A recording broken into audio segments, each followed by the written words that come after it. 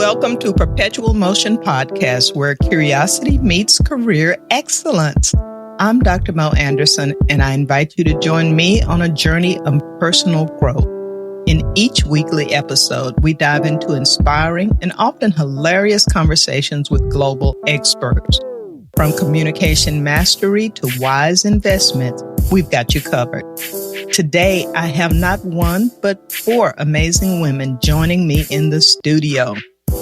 They have been friends for many years, but during the pandemic, they began to deepen that friendship through daily communication and support.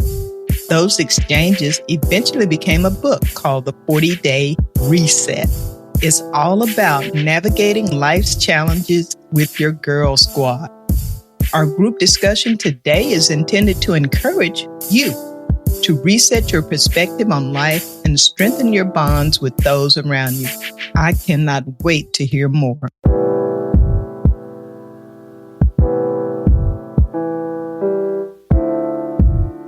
Welcome, ladies.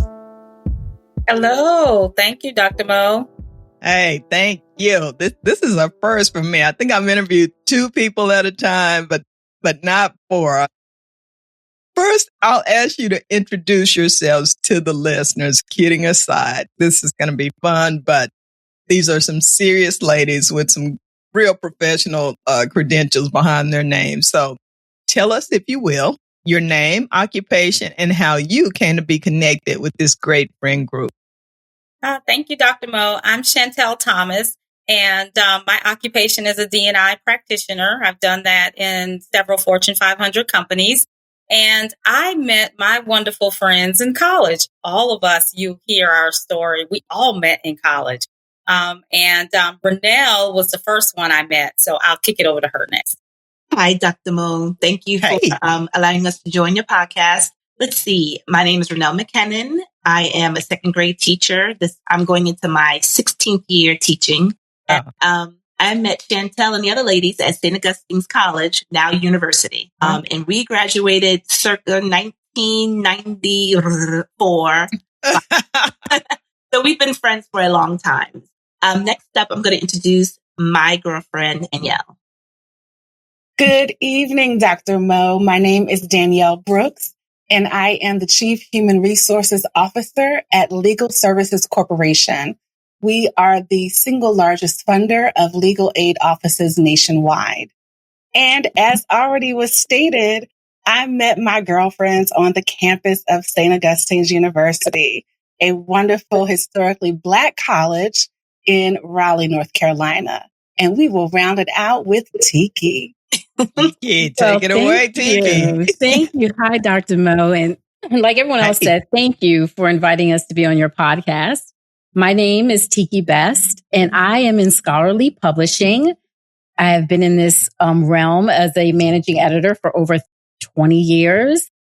Of course, I met all my girlfriends here at St. Augustine's College, University. Strong connection with Shantell. We are sorority sisters, and Danielle is part of D9 too. And we're gonna get Renell there one day. But we all have that personality. D9, we need you in the Divine 9. I'm Greek too. But yes, we all met and have fostered our relationship to over 30 years. That is a really beautiful thing. I have a few friendships that go back that long, and those are among some of my most, precious possessions, if you will, if you want to characterize a relationship like that, to be nurtured and cherished. The listeners will kill me if I don't ask which Greek letter sorority you're a member of. So Teki and I are a member of the esteemed first and finest Alpha Kappa Alpha Sorority Incorporated. All right. And I am a member of Delta Sigma Theta Sorority Incorporated. All right. And I am a member of Zeta Phi Beta Sorority Incorporated, a 3rd generation member. In fact, my grandmother and my mother are Zeta. So, all right. This is beautiful. We just need a Sigma Gamma Rho up in here. Yeah. But this is D9 at its finest. There are so many exceptional people and stories and community service coming out of D9 and HBCUs. So kudos to you all. And thank you for sharing that, because that's an important part of your journey. So let's start with the topic of friendships among women. And I want to start here. And I was excited about this episode because some people watch so much reality TV, they don't believe women can even be friends. I would like to know, how have you defined and nurtured meaningful friendships with other women? I think for us, having the connection at such a pivotal time in our lives in college, when, we actually really needed people because we were away from home. And I think that being the basis of our friendship, almost like webbed us together in a different way. And I'll say Rashima, well, let me see. No, it was Renell and then Danielle that we all met together first. And then I met Teki. But it was all of us individually feeling like we wanted someone that could be our person. And I think college in and of itself does that, because you're in a space where you don't have anyone except the people you meet and develop a relationship with. So I think the genesis of our relationship made us want to support each other and be there for each other. So kudos to the actual kind of college experience for doing that. But I think as we think about it kind of going throughout the years, I think that we have to be people who honor the fact that it will ebb and flow. There are times that we're all parents, and sometimes during our lives, we were leaning in very heavily and couldn't talk to anybody. And we only got together once a year for homecoming.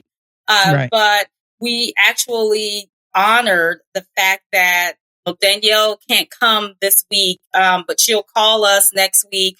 Or we, like Renell can't do it because her kid has a rugby game or whatever. I think we have to really not degrade. I think that's something that comes from reality TV. We see a lot of women degrading the value that people bring. And that's not happening here, because we all honor the space that we inhabit at the moment in time we do it.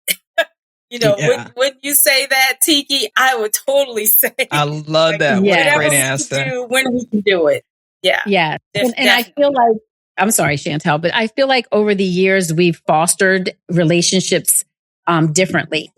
Luckily, all our kids are around the same age. So we were going through the same thing at the same time. And I think that helped a lot to foster our relationship. Now that we're of age, women of age, and our kids are of age, most of them, I think our friendship has taken a different turn. And we're there for each other in a different way now, because now it's not just about mothering, even though that is one of the major conversations that we have, is mothering and lifing. But we also are there to support each other in a new journey of us being of age. And I think having that support over the years, we started really supporting each other big time during COVID. We would have a monthly Zoom call with all of our girlfriends. There's about 11, 12 of us in the group. And we would do activities with each other. And I think during COVID, we needed that. And that has brought us, I think, closer than we've ever been as a friendship group. That's beautiful. That's beautiful. Yeah, the pandemic was a worldwide trauma. Never have we, all cultures, ethnicities, countries, what did they say, from the strip club to the churches, just been shut down like that. And it was traumatic. It was traumatic. I had a family group that I met with, as well as a girlfriend group, and it really sustained me.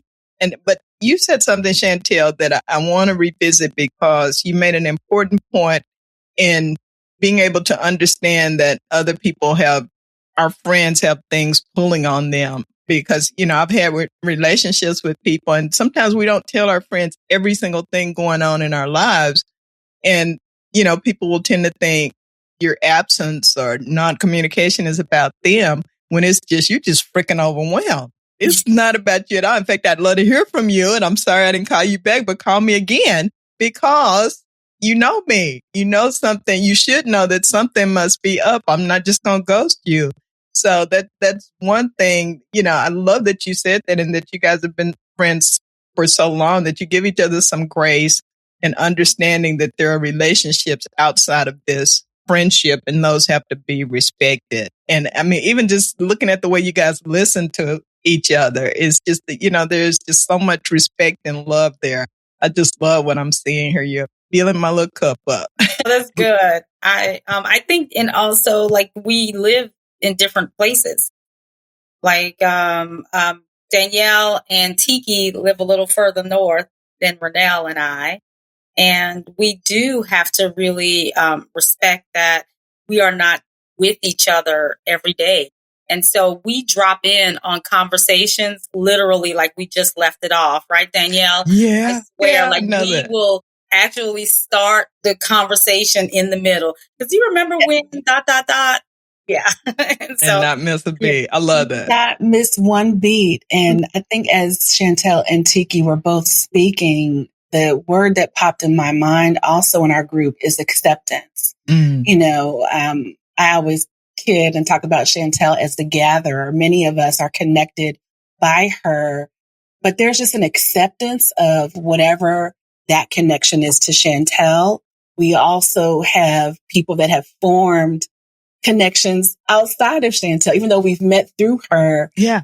We have another friend, Sean, that we were going through a similar thing at the same time and really connected through the pandemic. And she was like, can I just call you? I'm like, sure. We don't need to be on our monthly Zoom.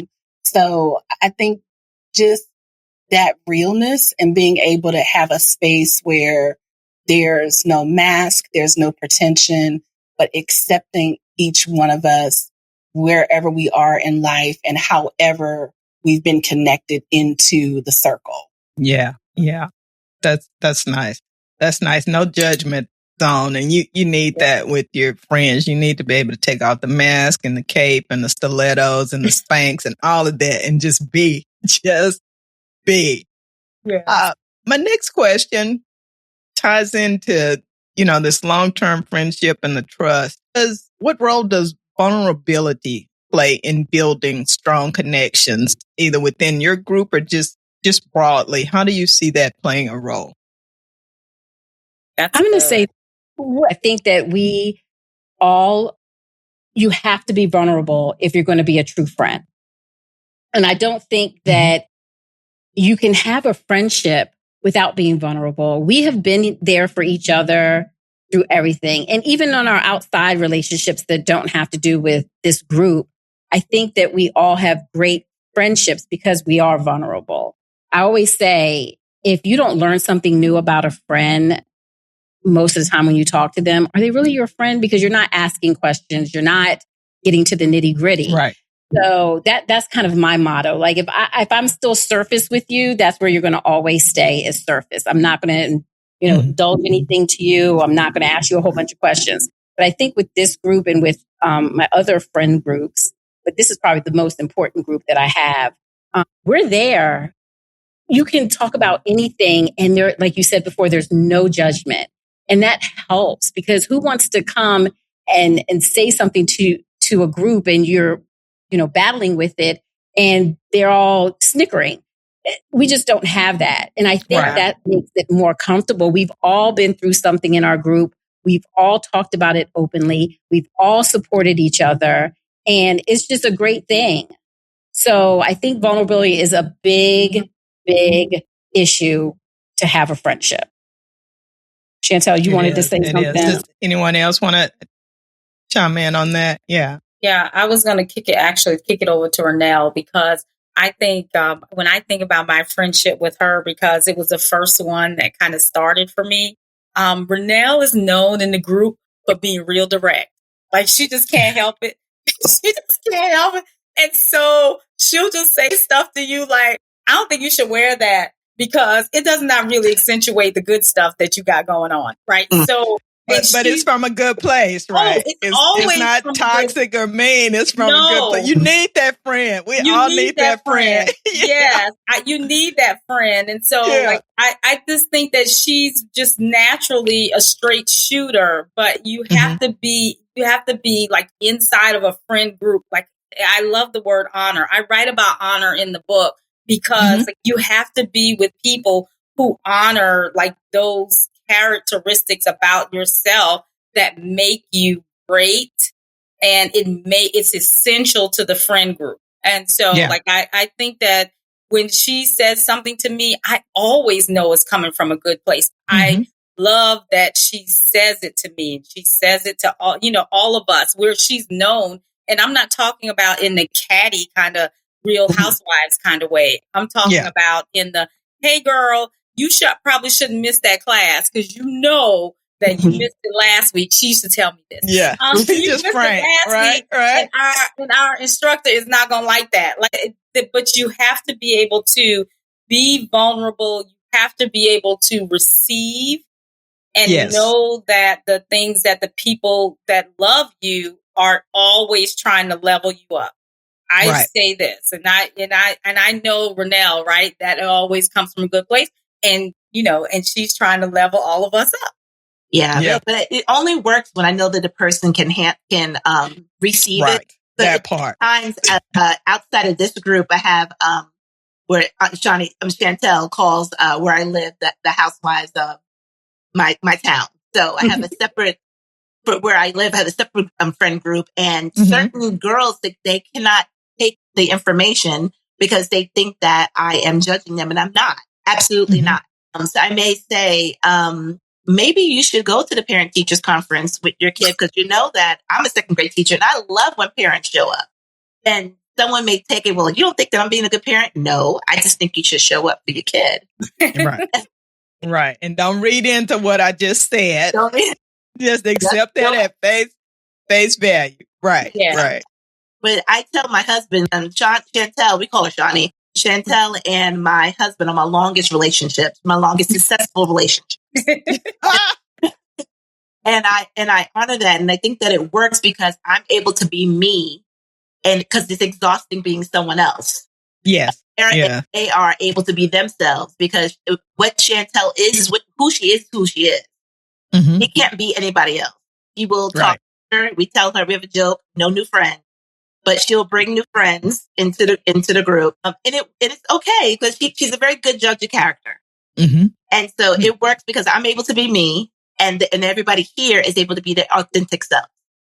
That's so important. That's so important. I'm that person in my group as well, and I've learned over the years because I burned some bridges accidentally because I grew up in a family of, tell it like it is. I don't have time to be sugarcoating and so we're just like that. So, you leave home thinking everyone is like that. And then I'm hurting feelings right and left. I'm like, what's wrong with you? It was too tight. You asked me, was it too tight?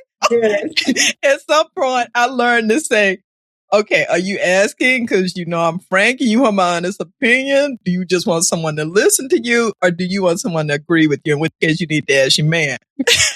Now, which role am I playing right now? I have gotten so much better. I just thank God every day for grace. But that part of letting people be themselves, that is such a good point. Listeners, if you take nothing else away today, you want to be friends with people who accept you as you are and whom you can accept as they are with all their perfect imperfections, because that is the making of a beautiful relationship. I love that. Great answers, ladies. Will, this is for anyone. Will 1, 2, 3, or 4 of you share a favorite story of friendship growth or transformation within this group? Did you give us an SAT question? Favorite story, a funny story, and how it helped you bond a little more. I'll rephrase it. Maybe that'll prompt your minds. I didn't warn y'all. I don't just ask questions that you gave me. I think I'll talk about my friendship with Teki. Okay. Because Teki has a very interesting story about having met or seen me on campus. And so she saw me on campus. She tells the story of having seen me on campus and thought I was not a nice girl. No, wait a minute. Let me tell the story. Let me tell the story. Okay. So Shantell and I are sorority sisters. Beforehand, you go through what you go through and you got to pay your dues. So I'm going to this building and I see this girl that I've never seen on campus before. And St. Augustine's is not big. So you usually know who's on campus. I see this girl and I'm like, right. Who is that? Like, I want to be her friend. Didn't know her from Adam. Didn't know that she was going to be in the sorority. Didn't know anything. I just saw her and there was just something about her. I was like, I want to be her friend. I want to be her friend. Come to find out that we're online together. We become sorority sisters and she has shielded me the whole time. We've been sorority sisters, but it was just something about her from across the campus that I just saw something in her from the very beginning, not knowing this girl, not knowing anything. And then we just instantly became friends and 30 years later. And I feel like Shantell's friendship with me has helped me because, I can kind of be like, whatever. I can take it or leave it. I've always been like that. And Shantell is that person in your ears like, you really probably should do whatever. And I'm just like, gosh, okay, fine. So she has helped me a lot because she will be that person in my ear and I don't want to hear it. But I have taken her advice. You. That little nudge, yeah. That little nudge. And I've taken her advice over years and it's helped me. And, I'm grateful to her for that. But yeah, that's my story of meeting Shantell. I love that story. And I would say I've met people like that. And I would say it's their, it's their spirit, their energy, something about it that attracts us to each other. And then there are people that I made in my gut just knots up right away. Like, no, back up. Yes. And it's important to listen to that. Rarely is it wrong that emotional intelligence in my case, and in your case, look what that led to. So I'm really glad that y'all went across the burning sands together. That's pretty cool. Anyone else have a friendship story from back in the day or more recently? I'm not going to name any names, but I do. I do have a quick story of us returning from hanging with someone in another city, and I had a frank conversation with Shantell, telling her that this will be my last trip visiting this person. That she does not embody the type of friend that I want to be around. She's mean. She's judgy. Shawnee listened to me and she's like, you know what? Okay. Because she knew that I never do that. I mean, I get along with mostly everyone. And so we had that deep conversation and I was like, Shawnee, I can't do it because I don't like how I feel around her. That's important. And it was really important. So we had a conversation and that was the last trip we took there. That was it. That's interesting. But it's not this friend group. But it's not this. No, group. it's not.